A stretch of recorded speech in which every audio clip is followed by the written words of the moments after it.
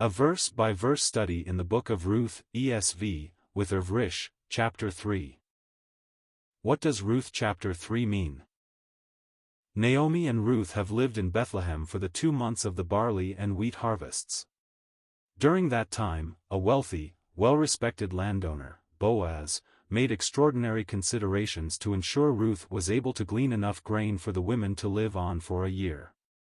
Naomi's goal for Ruth, however, was always that she find a good husband to give her rest, Ruth 1 verse 9.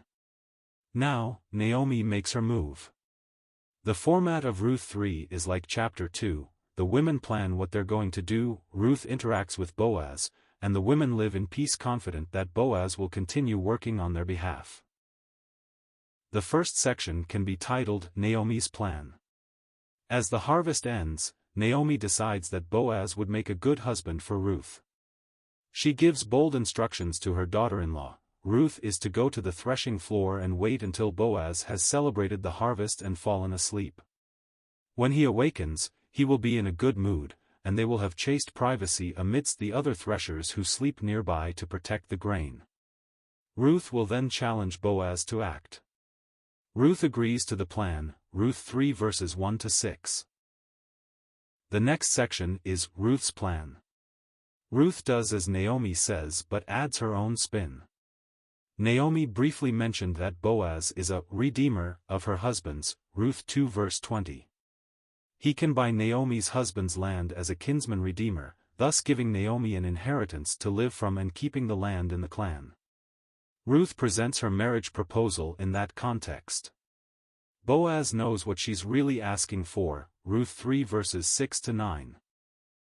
Finally, Boaz's plan. Boaz recognizes that Ruth is willing to marry him for Naomi's sake, not her own. That doesn't just mean buying Naomi's husband's land, it also means providing her with an heir to re-inherit the land when the boy comes of age. Boaz is overwhelmed by Ruth's selflessness and agrees to her plan. There's only one problem: Naomi's husband has a closer relative with a stronger claim, Ruth 3 verses 10 to 13. Early in the morning, before anyone else awakens, Boaz sends Ruth back to Naomi. He does not send her empty-handed, he provides 12 gallons of barley, as a sort of bride price or as a last gesture of his respect should she marry the other man. Ruth returns to her mother-in-law and gives her a report.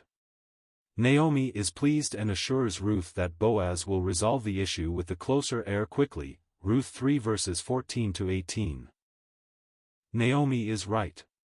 Later that day, Boaz tells the nearer relative that Naomi has a field to redeem. The man agrees. Then Boaz tells him he will also marry Ruth and provide Naomi an heir. The man knows Boaz is asking him to buy the field and then give it away to a son he will have in another man's name. He politely refuses, and Boaz marries Ruth.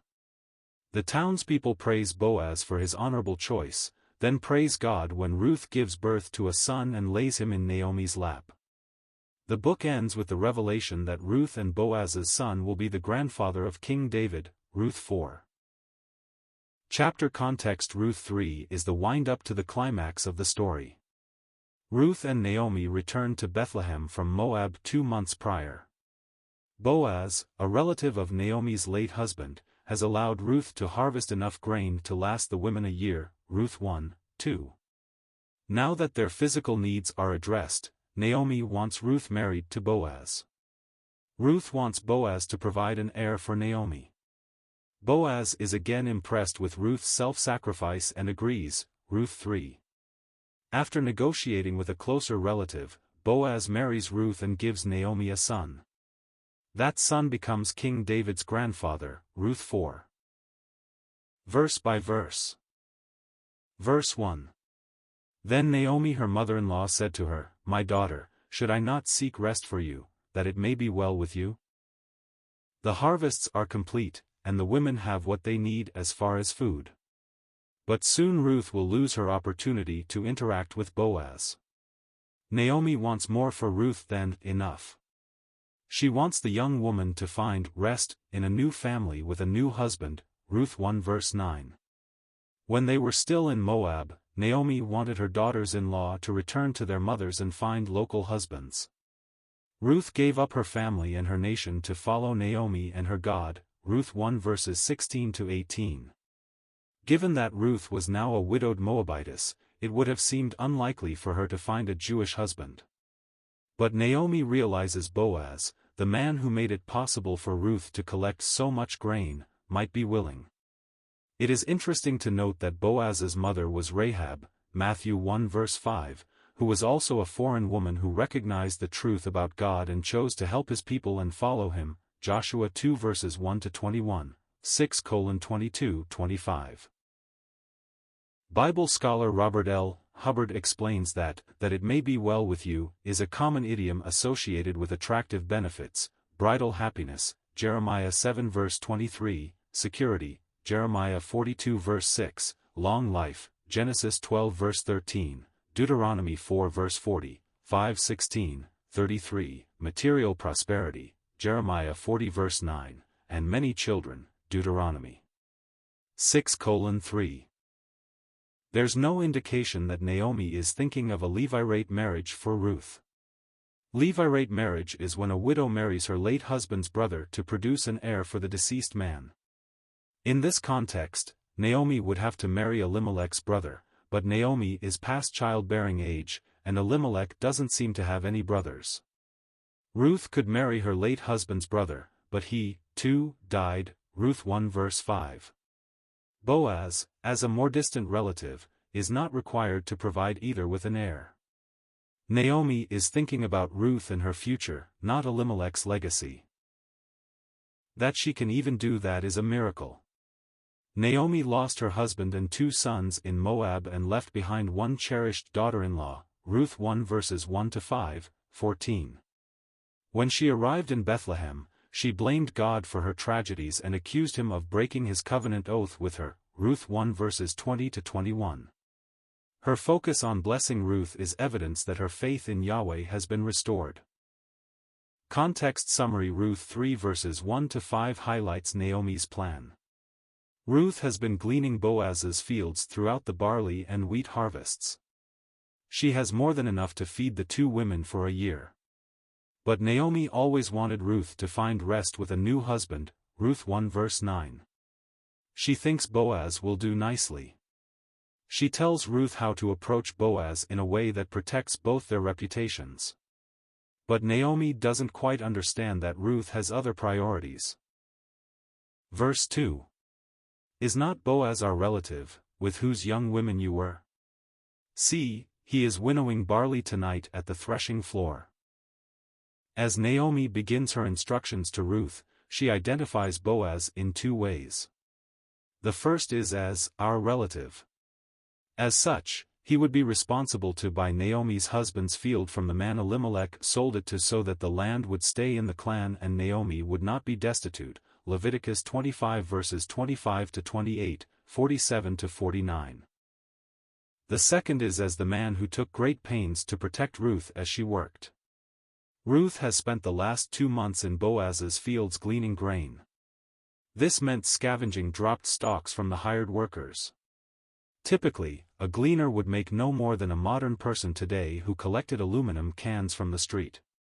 But Boaz was so impressed by Ruth's desire to provide for her mother-in-law that he told his reapers to leave extra stalks of grain for Ruth to pick up.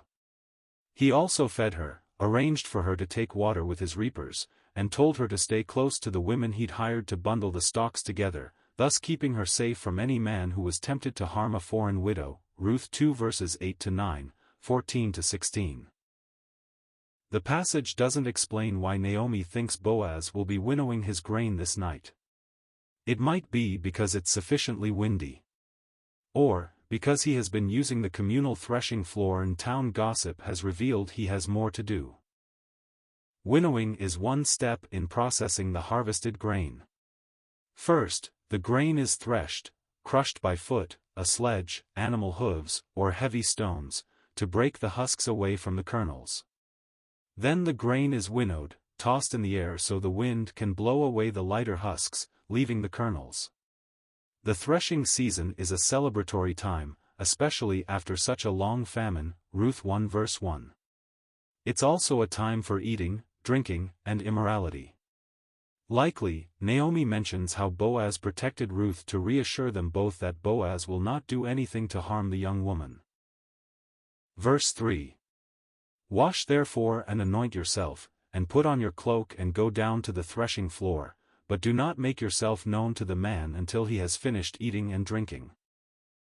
Naomi has a problem. She wants Boaz, an older, highly honored Jewish man, to marry Ruth, her young Moabite daughter-in-law. Culturally, there is nothing about this scheme that makes sense. But Naomi knows Ruth deserves the best in life, and she's resolved to make it happen. Naomi must balance several things all at once. She needs to figure out how Ruth can propose to Boaz while keeping safe and maintaining enough privacy that Boaz doesn't lose face for talking with a foreign widow. Ruth is to wash and put on her cloak. Naomi may be concerned Ruth stays warm, but she probably means Ruth should take off her mourning clothes and dress as a woman who is eligible to marry. But threshing floors are known for sexual decadence, Hosea 9 verse 1, so Ruth needs to hide until everyone's asleep. The workers will end the day with food and wine and sleep on the ground near the threshing floor to protect the grain. That will give Ruth and Boaz privacy, as everyone will be asleep, but they will be near people who can come to Ruth's aid if something untoward occurs. Not that it will. Boaz has already proven protective of Ruth by insisting she stay with his female servants in the fields, Ruth 2 verses 8-9. Naomi's care pays off. Ruth follows the instructions, including taking Boaz's robe off his feet to gently wake him, Ruth 3 verses 4 and 7. But when he wakens, she goes off script. Naomi wants Ruth to have a good husband. Ruth wants Naomi to have an heir. Boaz realizes what Ruth is asking and is so impressed with her loving kindness toward her mother-in-law that he quickly agrees, Ruth 3 verses 10-13. The story of Ruth would have been spoken to audiences for generations. This isn't a dry textbook of events and instruction like Leviticus. It is an exciting, suspenseful tale. As such, the storyteller approaches the line of suggestion for the sake of the narrative. Unfortunately, modern critics often miss the subtlety and cross that line, making the story more salacious than it is. The comment about drinking falls victim to this unfair interpretation. Ruth is a Moabitess. That means she is descended from the son that one of Lot's daughters gave birth to after sleeping with her drunken father, Genesis 19 verses 30-38. That does not mean that Ruth waits until Boaz gets drunk and then offers herself sexually. She needs to wait until after the party so that he and the others will be relaxed and asleep and she can talk to him privately. Verse 4. But when he lies down, observe the place where he lies. Then go and uncover his feet and lie down, and he will tell you what to do. Naomi is giving Ruth instructions. She wants her young Moabite daughter-in-law to marry Boaz, a wealthy, well-respected landowner, but they must act delicately. Ruth needs to approach Boaz near other people, for propriety's sake, but away from listening ears, since her proposal is culturally inappropriate. Naomi's solution is that Ruth will find him when he is asleep on the threshing floor, surrounded by other sleeping harvesters. It's interesting that Naomi's plan puts no pressure on Boaz, but Boaz puts the full-court press on Ruth's other potential suitor, Ruth 4 verses 1-9. As with drinking, in Ruth 3 verse 3, uncover his feet, has been erroneously interpreted to infer a sexual act. Uncover was often used in the context of uncovering one's nakedness, which meant shameful sex, Leviticus 20 verse 11. The Hebrew for feet was associated with a man's private parts. To cover one's feet was a euphemism referring to when a man's robes covered his feet as he squatted to go to the bathroom, thereby uncovering his privates. This phrase is the original Hebrew in 1 Samuel 24 verse 3 when King Saul relieved himself in the cave where David was hiding. That is not what Naomi is saying. The feet used to refer to sexual organs is the Hebrew regel, Judges 3 verse 24, 1 Samuel 24 verse 3. Naomi uses margil, which is better defined as extremities. The only other passage where the word is used is Daniel 10 verse 6 when it describes the arms and legs, margil, of an angel. Naomi is not telling Ruth to have sex with Boaz, she's telling her to uncover his feet to expose them to the night air so he will gently wake up without being too startled. Even more problematically, Naomi tells Ruth to lie down after she's uncovered Boaz's feet. Despite what some critics say, Naomi was telling Ruth to lie down on the ground and wait for Boaz to wake up. Ruth would look like any other sleeper on the threshing floor, and when Boaz woke up, she wouldn't appear as a threat. Naomi wasn't telling Ruth to lie on top of Boaz. Naomi wants Ruth married first, not impregnated. Boaz has always been protective of Ruth and recognizes her integrity. Naomi's comment about how Ruth had worked with Boaz's female servants, Ruth 3 verse 2, refers to when Ruth first started working in his fields. He insisted she stay with the women who could protect her from the men, Ruth 2 verses 8 to 9. When he awakens, Boaz asks who she is and then immediately blesses Ruth, saying, "May you be blessed by the Lord," Ruth 3 verse 10, precluding her from having any untoward intentions. And Boaz wouldn't have had sex with her and then offer her to the nearer Redeemer, Ruth 4 verse 5. Naomi's plan doesn't proceed exactly as she anticipates. She tells Ruth to do whatever Boaz tells her, and Ruth does, including waiting until morning to leave and taking the grain Boaz gives her, Ruth 3 verses 13 to 15. But before that, Boaz agrees to do what she wants him to do, Ruth 3 verses 9 and 11. What Ruth wants is for Boaz to buy Naomi's field, give her a son in the name of her late husband, and return the land to that son. Boaz agrees readily. Naomi has no idea that Ruth is doing all of this for her. Verse 5. And she replied, "All that you say I will do." Ruth has worked in Boaz's fields for 2 months. The harvest is over, and she will have little chance to spend time with him in town as he is a wealthy landowner of some renown, and she is a Moabite widow. Ruth's mother-in-law, Naomi, thinks Boaz would make Ruth a good husband. But their social standings and Ruth's complete lack of a dowry make it impossible for Naomi to arrange the marriage through normal channels. Instead, Naomi tells Ruth to take off her widow's clothes and dress like a woman looking to marry. After Boaz has celebrated a successful harvest and fallen asleep, surrounded by sleeping witnesses for both privacy and propriety, Ruth is to approach him carefully. Finally, Naomi instructs Ruth to wake up Boaz by uncovering his feet to the cool night air. Ruth 3 verses 1 to 4. Ruth agrees. Naomi doesn't seem to realize that Ruth has her own agenda. Naomi had casually mentioned that Boaz is a kinsman redeemer of her late husband's, Ruth 2 verse 20. That means Boaz may be responsible for buying Elimelech's land, which would provide for Naomi's needs. Ruth intends to challenge Boaz to fulfill that responsibility, Ruth 3 verse 9. But she wants more. She wants a Levirate marriage. By the law, a widow could marry her late husband's brother to bear a son in her husband's name, Deuteronomy 25 verses 5 to 6.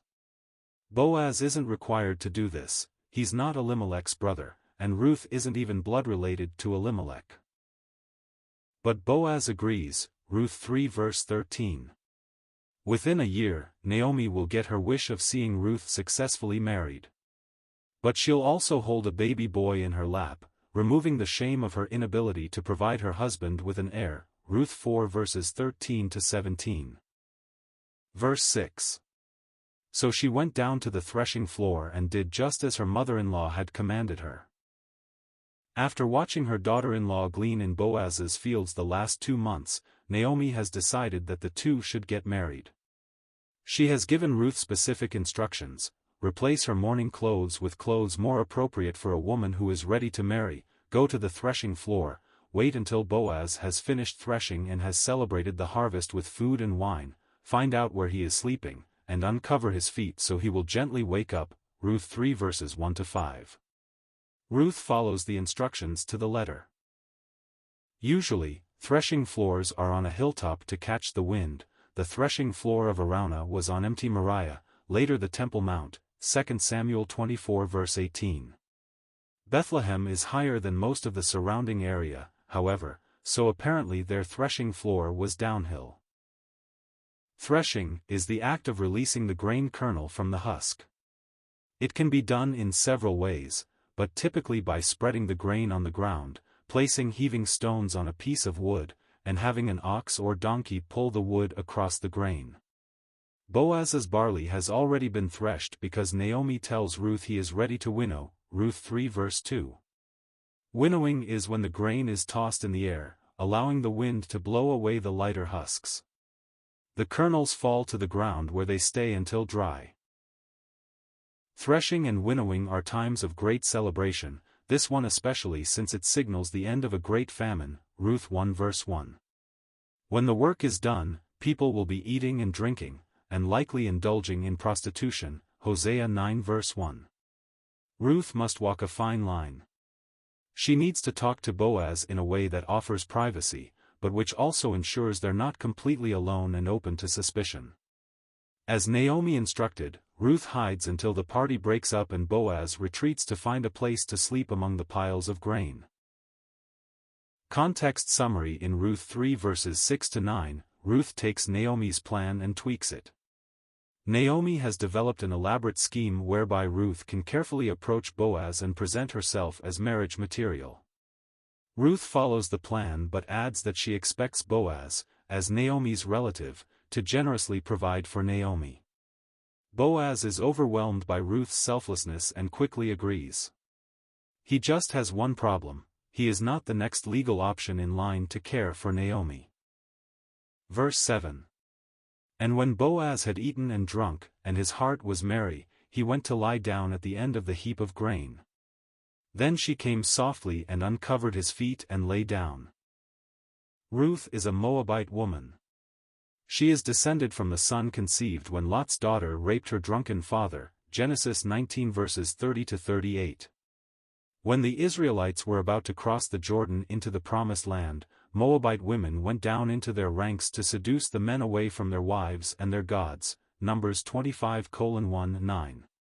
Ruth is only in Bethlehem because Naomi's family fled to Moab to escape a famine. Ruth married one of Naomi's sons, but both sons and Naomi's husband died. When Naomi heard the famine had broken, she decided to return to Bethlehem, Ruth 1 verses 1-6. Ruth insisted on accompanying her, Ruth 1 verses 15-18. The writer of Ruth would have learned the tale from an oral storyteller. The storyteller's goal is to entertain his audience. It's possible that the storyteller used slightly suggestive language to keep his audience's attention. Many scholars have overemphasized and mistranslated that language to claim that Ruth was no more sexually pure than the Moabite women of old had been. That claim is not true. Boaz has eaten and drunk and his heart is merry because he is celebrating a good harvest after a terrible famine, Ruth 1 verse 1. The threshing floor is a place of celebration, and sometimes prostitution, Hosea 9 verse 1, but there's no indication Boaz indulges in anything immoral. The heap of grain has been threshed and winnowed, Boaz sleeps next to it to guard it until it can be sold. Naomi knows the rhythms of harvest and had told Ruth how to find him, Ruth 3 verse 4. She also told Ruth to do what comes next. Ruth uncovers Boaz's feet. Some scholars claim this means she uncovered his sexual organs or even had sex with him. The Hebrew for foot, regel, can also refer to male sexual parts. When a man squatted to relieve himself, his privates were exposed while his robe literally covered his feet. To cover one's feet became a euphemism for using the facilities. This is the original language when King Saul relieved himself in the cave, 1 Samuel 24 verse 3. To uncover one's nakedness means to dishonor another through sex, Leviticus 20 verse 11. To lie with someone can mean to have sex, as in Genesis 30 verses 15-16. So, some think that when Ruth uncovered Boaz's feet, it means she exposed his privates and had sex with him. This interpretation isn't consistent with the original Hebrew. The word used here for feet isn't regal, it's marjalot. The only other occurrence of this word is Daniel 10 verse 6, where it refers to the arms and legs of the angel who appeared to Daniel after having fought the prince of the kingdom of Persia. Although lay often refers to sex, as it does when Ruth's ancestress took advantage of her father, Genesis 19 verse 33, it doesn't always or only mean that. Ruth literally took Boaz's cloak off his feet so he would gently wake up. Then she literally lay down on the ground to wait. Two other pieces of evidence point to Ruth's chastity.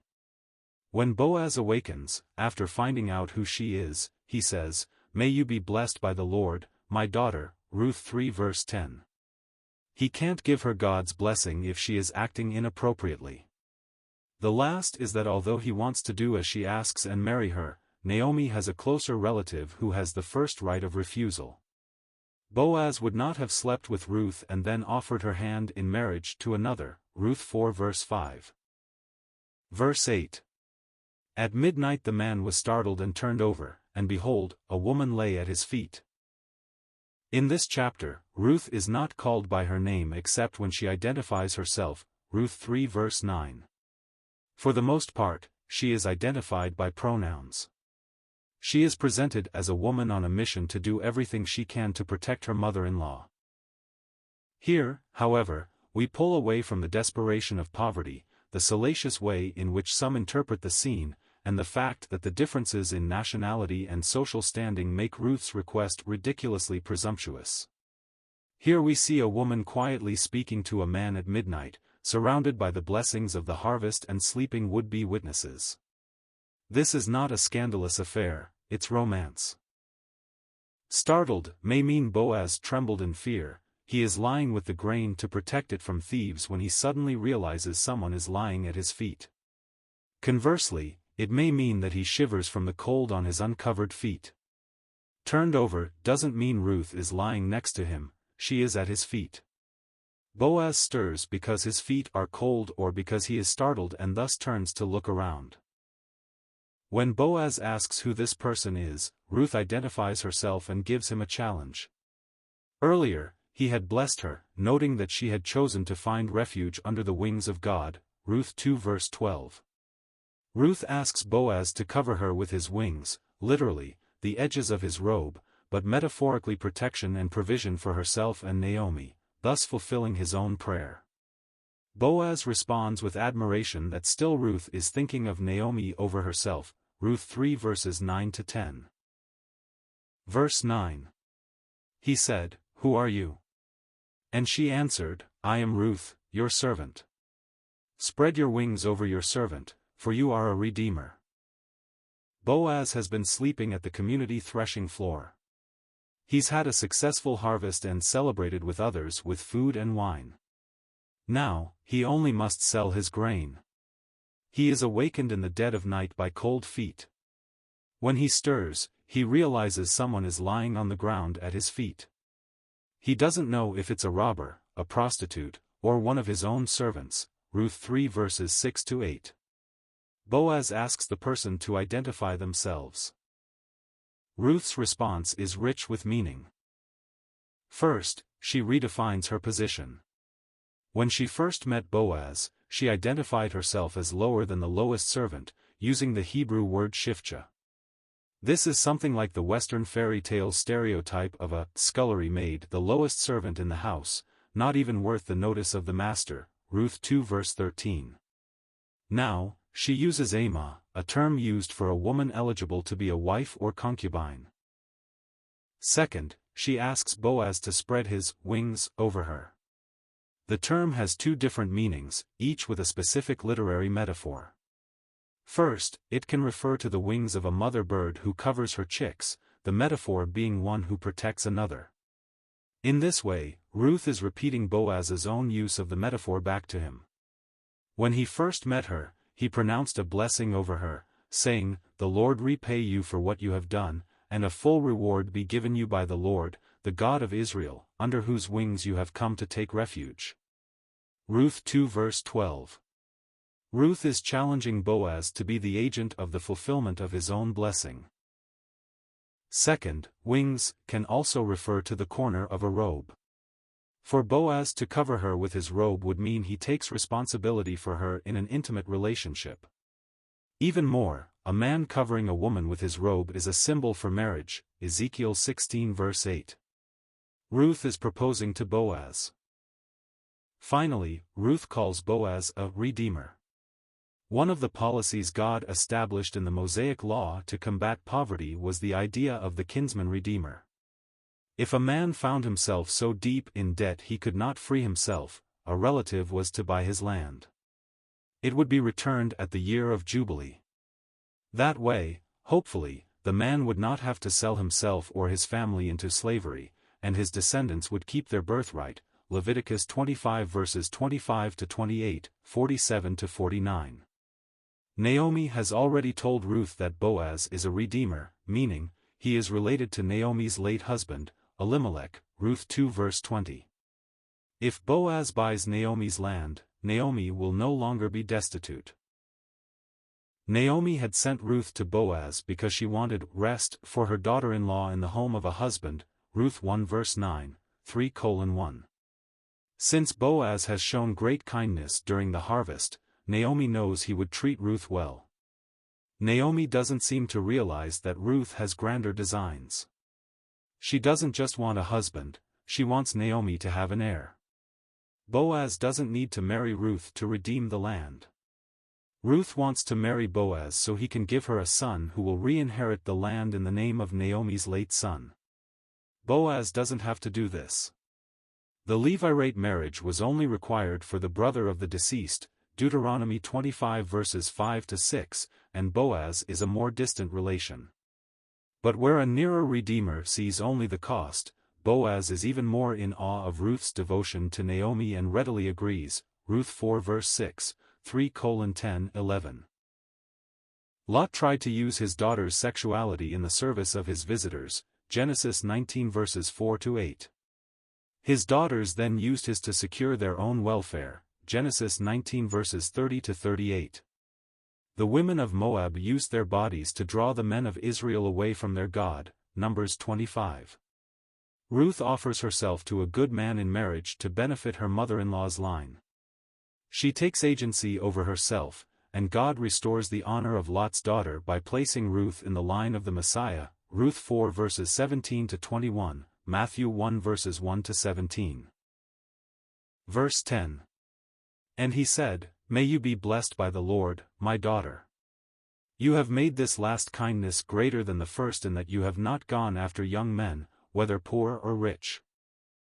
On what is likely the final night of a prosperous harvest, as the workers sleep on the threshing floor, protecting the newly winnowed grain, Boaz awakens to see a figure lying at his feet. It's Ruth, and she has a proposition, Ruth 3 verses 1 to 9. Boaz is a good man, and rich. He's also related to Ruth's late father-in-law. That means Boaz can buy Elimelech's land, thus providing for his widow's needs, Leviticus 25 verses 25 to 28, 47 to 49. In addition, Ruth challenges Boaz to marry her and provide an heir for Naomi who will re-inherit the land to keep it in Elimelech's family, Deuteronomy 25 verses 5 to 6. Naomi told Ruth to proposition Boaz for Ruth's sake, so she would have a good husband and find rest, Ruth 3 verse 1. Ruth has spent 2 months gleaning from Boaz's fields. At least half of Boaz's harvesters are young men, closer to Ruth's age. She could have presented herself as available to any of them. She didn't, however. Only the older Boaz can give her what she really wants. Many Bible scholars have interpreted Boaz's words to mean he appreciates that Ruth, a young vibrant woman, has chosen him, an old codger, as if he needed his ego stroked. That's not the kindness Boaz is referring to. The first kindness was when Ruth left her family and her homeland and traveled from Moab to Bethlehem to take care of Naomi, something Boaz has already praised her for, Ruth 2 verses 11 to 12. Now, Ruth goes above even that kindness. She could have found herself a rich young man or a poor man she loved, either would have been around for a long time and given her lots of babies. Instead, she wants to marry a relative of her in-laws. She chooses family loyalty over her own self-interests. Levirate marriages are part of the Mosaic law. If a man dies with no heirs, his brother is to marry his widow and have a son in the dead man's name. The son will receive the inheritance of the dead man. This is the story of Tamar, Genesis 38, and one part of the Sadducees' argument against the resurrection of the dead, Mark 12 verses 18 to 27.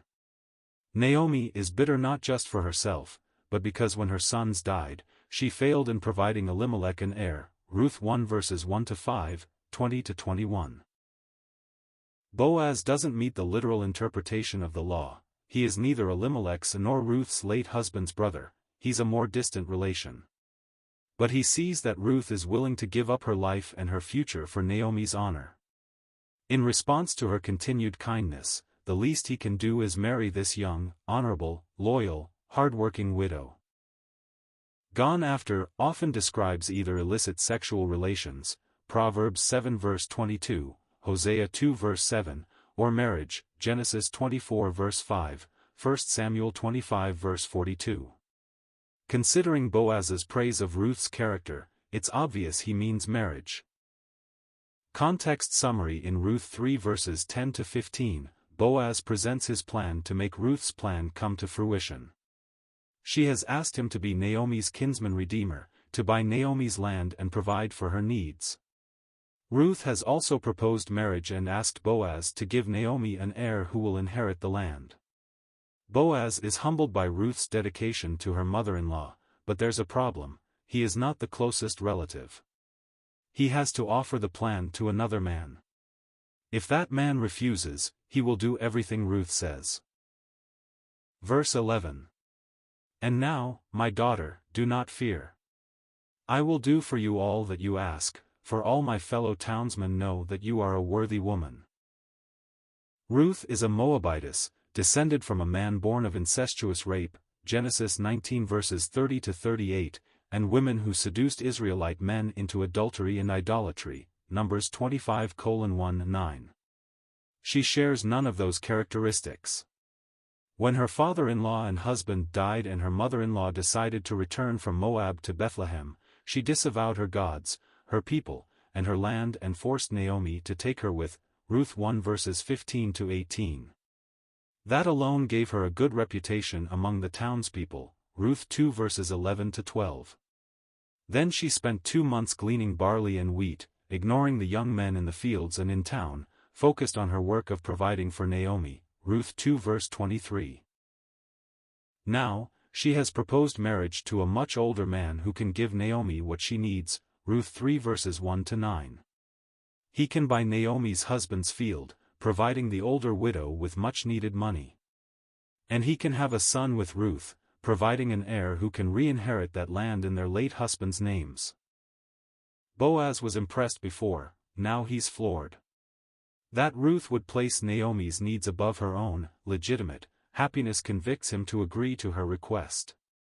He doesn't even meet the legal requirements of a man required to go into a Levirate marriage. He's not that closely related, Deuteronomy 25 verses 5 to 6. He could arrange a good marriage for her to someone more suitable. But he must respond to her honor. Boaz is first introduced as a worthy man, Ruth 2 verse 1. The Hebrew term, gibber hail, can mean rich, powerful, strong, and virtuous. This is the time of the judges, so likely Boaz has been a military commander. Now, he calls Ruth his equal, a worthy woman. Eseth Hail is the heading of the Proverbs 31 passage describing a noble woman. In the Hebrew liturgical canon, the Book of Ruth directly follows Proverbs 31, presenting Ruth as an example. Ruth is loyal, diligent, hardworking, smart, and generous, just like the Proverbs 31 woman.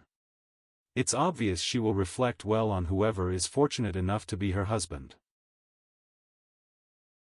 There's just one complication: Boaz is not Naomi's husband's nearest relative. There is another. Boaz is obliged to present Ruth's offer to him. Boaz is more than willing to marry Ruth and do whatever she asks, but he must first deal with his rival, Ruth 3 verse 12. The term "all that you ask" is not completely clear. It could refer to all Ruth had asked for in verse 9 or all she asked that wasn't recorded. It might mean that Boaz is inviting her to request more. Or it could be an expression like when rulers offered, "even to half my kingdom," Esther 5 verse 3, Mark 6 verse 23. Verse 12. And now it is true that I am a redeemer. Yet there is a redeemer nearer than I. Naomi returned to Bethlehem from Moab after the deaths of her husband and sons. Her Moabite daughter-in-law, Ruth, insisted on accompanying her, Ruth 1. Ruth has spent the last 2 months gleaning from the fields of Boaz, Ruth 2 verse 23. Naomi mentioned in passing that Boaz is a redeemer. He is a relative of Elimelech, Naomi's late husband, so he has the responsibility of buying Elimelech's land from the man he sold it to when they went to Moab, Leviticus 25 verses 25 to 28, 47 to 49, Ruth 2 verse 20. But Boaz mentions that Elimelech has a nearer relative who has the first right of refusal. As the harvest was finishing up, Naomi told Ruth to take off her widow's clothes and present herself to Boaz as a potential wife, Ruth 3 verse 3. Naomi knows Bethlehem well, she must know about this other redeemer. So why did Naomi send Ruth to Boaz? Because Naomi's priority is that Ruth find a good husband where she can find rest, Ruth 3 verse 1, this has always been her priority, Ruth 1 verse 9. Kinsman redeemers have nothing to do with marriage, only land. It doesn't occur to Naomi to arrange for a Levirate marriage, Deuteronomy 25 verses 5 to 6. Boaz is not the brother of Elimelech or Elimelech's son, and apparently neither is this other redeemer. They aren't obliged under the law to provide Elimelech with an heir. It's Ruth who decides Naomi needs an heir and Boaz is close enough. She combines the responsibilities of kinsman redeemer and Levirate brother. Boaz is so impressed with Ruth's willingness to do whatever it takes to restore Naomi's honor that he agrees. The problem is this other kinsman. In fact, his existence may be why Boaz didn't offer to buy Elimelech's land when Naomi first arrived. Undoubtedly, Ruth would gratefully marry Boaz because of who he is, but Boaz knows he's not her first priority. He promises to do what it takes to fulfill her wishes, find a man to buy the land and give her a son. Verse 13. Remain tonight, and in the morning, if he will redeem you, good, let him do it. But if he is not willing to redeem you, then, as the Lord lives, I will redeem you. Lie down until the morning. Ruth has obeyed Naomi by proposing marriage to Boaz, but her intentions differ from those of her mother-in-law. Naomi wants Ruth to have a stable marriage. Ruth wants Naomi to have an heir for her late husband and sons. Boaz is a relative of Naomi's husband, so he is in the line to redeem the family farmland. In addition, Ruth asks him to marry her and provide a son who will redeem the family line, Ruth 3 verses 1 to 9. This is unusual. The concepts of kinsman redeemer and Levirate marriage aren't directly related, Leviticus 25 verses 25 to 28, 47 to 49, Deuteronomy 25 verses 5 to 6. Boaz does not strictly fit the qualifications for a Levirate marriage as he is a more distant relation. In fact, there is a closer relation, although still not close enough to be required to give Naomi an heir, Ruth 3 verse 12. Boaz understands that Ruth's proposal isn't because she necessarily wants to be married to him, an old man. It's all for Naomi. So, he promises to present Ruth's proposal to this nearer relative. If he accepts, Ruth still gets what she wants. If he doesn't, Boaz is more than willing to step up. He will not only redeem the land, but he will also redeem Ruth. Boaz and Ruth are talking in the middle of the night on the community's threshing floor. Typically, threshing and winnowing were times of great celebration. Between the food and wine and their desire to protect the grain, Boaz's servants are likely sleeping close to the couple. If someone sees Ruth, they will assume she has come to have sex with Boaz, as prostitution is common at the threshing floor, Hosea 9 verse 1. It's dark, there were no streetlights in that era. Even if Ruth made it past the sleepers without being seen, she'd still have to find her way back into town, through the streets, to Naomi's house without coming across men who would not be so honorable. Boaz, always mindful of her safety, Ruth 2 verses 8-9, tells her to remain, the same word as lodge, in Ruth 1 verse 16, until there's enough light to see and the carousers are in their beds. Verse 14. So she lay at his feet until the morning, but arose before one could recognize another. And he said, Let it not be known that the woman came to the threshing floor. Following Naomi's instructions, Ruth 3 verses 1-5, Ruth tracked down Boaz at the community threshing floor and asked him to marry her, Ruth 3 verses 6-9. It's the middle of what might have been the last night processing the grain, and Boaz and his servants spent the evening celebrating the completion of a successful harvest. The men are now scattered around the area, sleeping and protecting the newly winnowed grain. Ruth has a high reputation in Bethlehem thanks to her arduous work and her devotion to her mother-in-law, and she needs to be careful to keep it, Ruth 3 verse 11.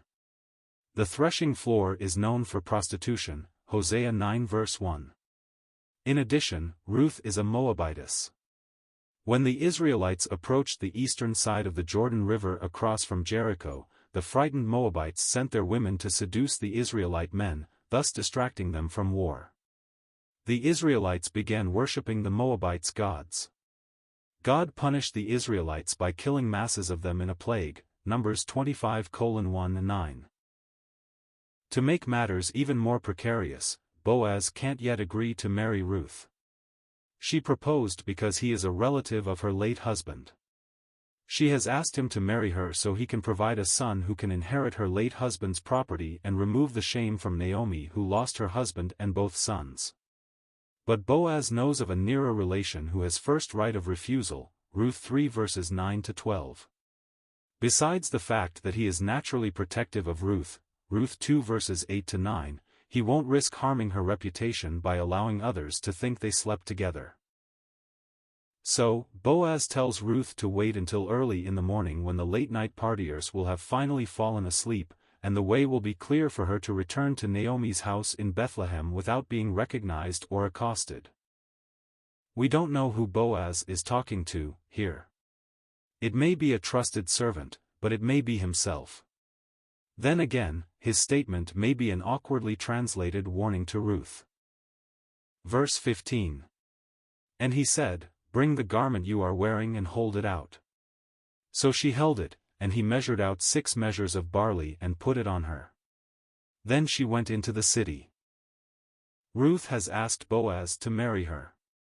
Boaz wants to, but as Ruth wants an heir for Naomi, and there is a man who is more closely related, Boaz must confer with that man, first, Ruth 3 verses 9-13. Ruth has been gleaning in Boaz's fields for the last 2 months, first barley and then wheat, Ruth 2 verse 23. Between Boaz's generosity and her own industry, she likely has enough grain to provide food for herself and her mother-in-law for the year. If the other man agrees to marry Ruth, Boaz won't have an opportunity to bless Ruth anymore. If the man refuses to marry Ruth, Boaz may want to offer Naomi a dowry for Ruth. Either way, Boaz is so impressed by the sacrifices Ruth has made for Naomi, Ruth 1 verses 16-17, 2:11-12, that he continues to take the responsibility to make sure the women have what they need. Scholars are unclear as to what a measure is. It can't be an ephah, because that would make Ruth's load way more than a typical person.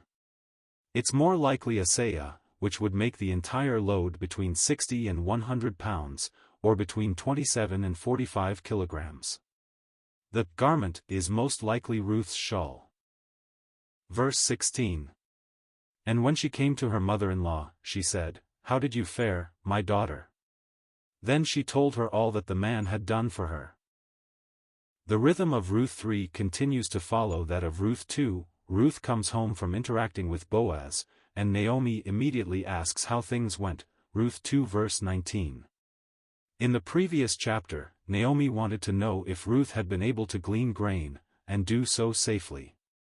Now, she wants to know if Ruth's proposal to Boaz was successful. Ruth isn't sure. She did as Naomi said, going to the threshing floor, gently waking Boaz in the middle of the night, and presenting herself as marriage material. If she were asking for a simple marriage, he would have said yes. But since Ruth wants to marry a kinsman of her late father-in-law to buy his land and provide him with an heir, Boaz had to delay. Naomi's husband has a closer relation and Boaz must approach him first, Ruth 3 verses 1 to 13. Ruth is engaged, she just doesn't know to whom. Even so, Boaz did not leave Ruth empty-handed. He piled a load of grain in her shawl to give to Naomi, Ruth 3 verse 15. Naomi is content, perhaps for the first time since they returned to Bethlehem, Ruth 3 verse 18. Her goal has always been to see Ruth married to a good man who can provide her rest, Ruth 1 verse 9, 3:1. One way or another, that's about to happen. Context summary in 3:16-18, Ruth returns to Naomi with a load of grain and an unsure future.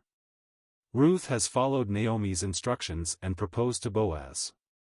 Ruth doesn't want a simple marriage, she wants Boaz to help her fulfill family obligations.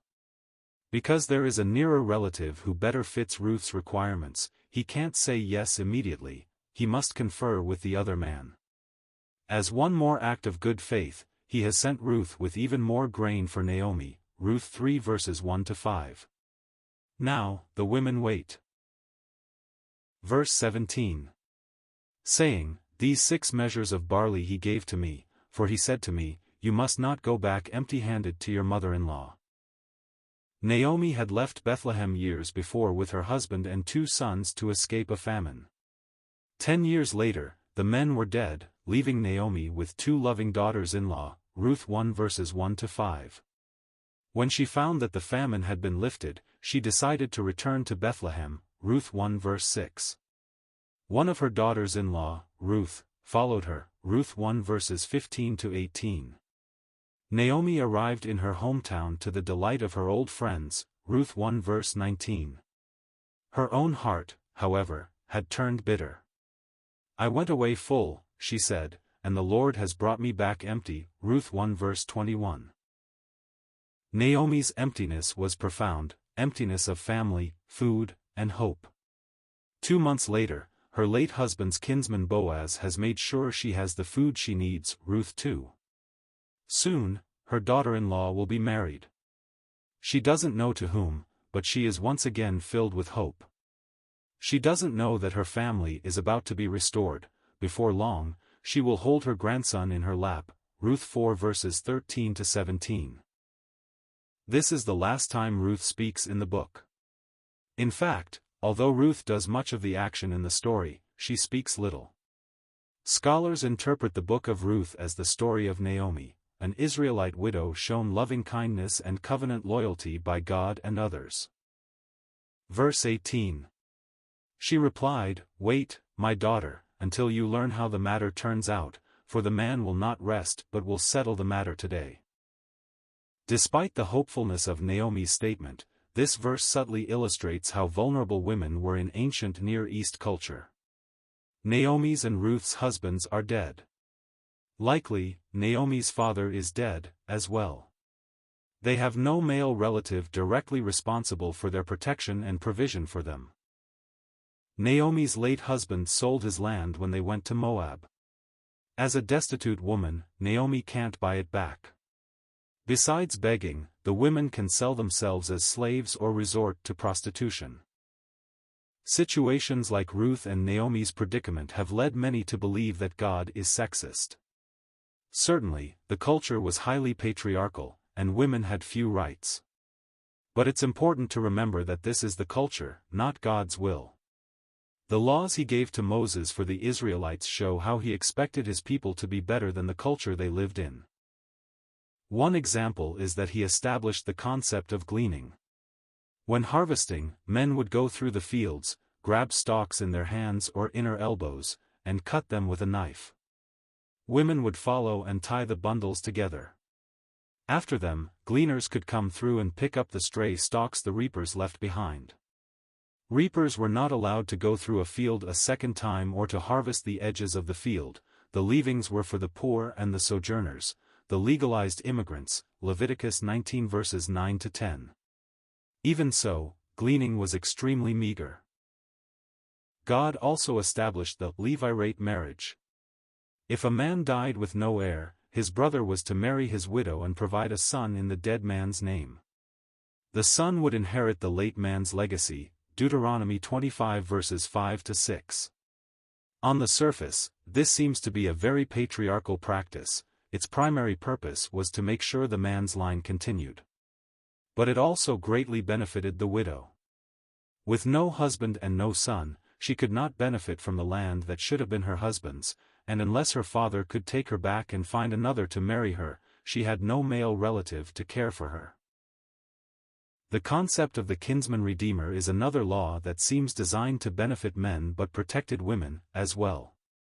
If a man had fallen into extraordinarily tough times, he could sell his land to a relative, a kinsman redeemer, who must return it to him or his heirs at the year of Jubilee, Leviticus 25 verses 25 to 28, 47 to 49. Apparently, a kinsman redeemer was also responsible to buy it back from a non-relative and use the profits to support the late landowner's family.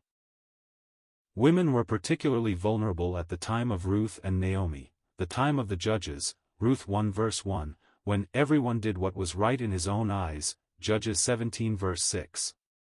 In this same historical period, a woman from Bethlehem was treated brutally by her partner and gang-raped until she died, Judges 19 verses 22 to 30.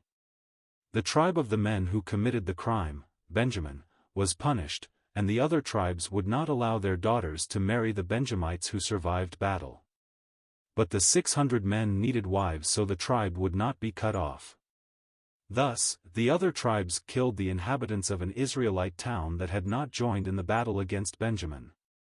The virgins were spared and given as wives, but there were not enough. So they told the remaining Benjamites to steal women who were celebrating in a field at Shiloh, Judges 21. This is the awkward reality of the culture. It is not God's heart toward women. Ruth has done what she can within a system that should have been ruled by God's law but often wasn't. She worked hard gleaning, Ruth 2.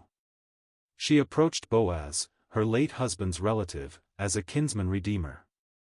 She even challenged him to a Levirate marriage, which wasn't typically combined with a kinsman redeemer or performed by a distant relative, Ruth 3. The fact that two women must wait for two men to decide who is going to marry the younger woman is horrible to modern ideals. To the women, it's a success. God has rescued them. Fortunately, Boaz understands God's heart, as well. He not only let Ruth glean, but he also made sure she took home as much as she could carry. He willingly agreed to Ruth's unconventional combination of kinsman redeemer and Levirate marriage even though he isn't her Levirate.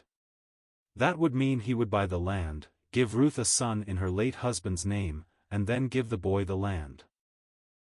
There's only one problem: there is a man who is more closely related.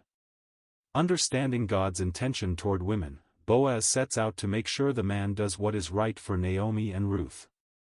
If he refuses, Boaz is happy to, Ruth 3 verse 13. End of Ruth chapter 3.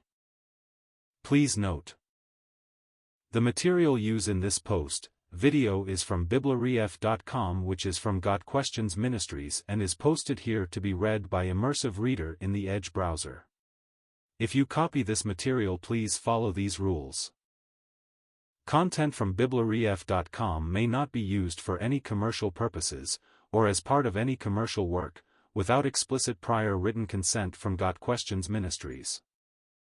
Any use of our material should be properly credited. Please make it clear the content is from BibleRef.com. BibleRef.com content may not be altered, modified, or otherwise changed unless such changes are specifically noted.